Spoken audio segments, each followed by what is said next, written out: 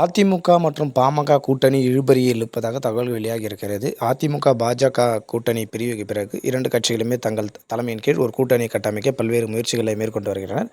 அந்த வகையில் எந்த கூட்டணிக்கு பாமக செல்கிறதோ அந்த கூட்டணி சற்று பலமாக இருக்கும் என கணிக்கப்பட்டது. எனவே அதிமுக மற்றும் பாஜக இருவரும் பாமகவை தங்கள் கூட்டணியை நோக்கி இழுக்க பல்வேறு முயற்சிகளை மேற்கொண்டு வந்தனர். தற்போது 2-3 நாட்களுக்கு முன்னர் அதிமுக கூட்டணியில் பாமக இணையப் போகிறது என்ற செய்தி கிடைத்தது. ஆனால் அதிமுக தலைமை தற்போது அதிருப்தியில் இருப்பதாக கூறப்படுகிறது. காரணம், அதிமுகவின் வெற்றி வாய்ப்புள்ள தொகுதிகளாக பார்க்கப்படுகிற சேலம், தருமபுரி, கிருஷ்ணகிரி போன்ற தொகுதிகளை பாமக தங்களுக்கு ஒதுக்க வேண்டும் என அதிமுக தலைமையிடம் வற்புறுத்துவதால் எடப்பாடி பழனிசாமி தற்போது அதிருப்தியில் இருப்பதாக கூறப்படுகிறது.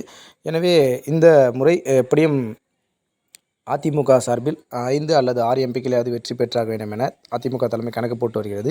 அதில் சேலம், கிருஷ்ணகிரி, தருமபுரி போன்ற தொகுதிகளை குறிவைத்து அதிமுக தேர்தல் வேலைகளை பார்த்து வருகிறது. அந்த தொகுதிகளை பாமக கேட்பதால் அதிமுக வேட்பாளர்களுக்கு என்ன செல்வது என்று தெரியாமல் எடப்பாடி பழனிசாமி அதிருப்தியில் இருப்பதாகவும், எனவேதான் பாமக மற்றும் அதிமுக கூட்டணி உறுதி செய்வதில் சிக்கல் எனவும் பல்வேறு தகவல்கள் கிடைக்கின்றன. தொடர்ந்து அரசியல் சார்ந்த கணக்குகள் தெரிந்து கொள்ள நம்முடைய சேனலை சப்ஸ்கிரைப் செய்யுமாறு கேட்டுக்கொள்கிறோம்.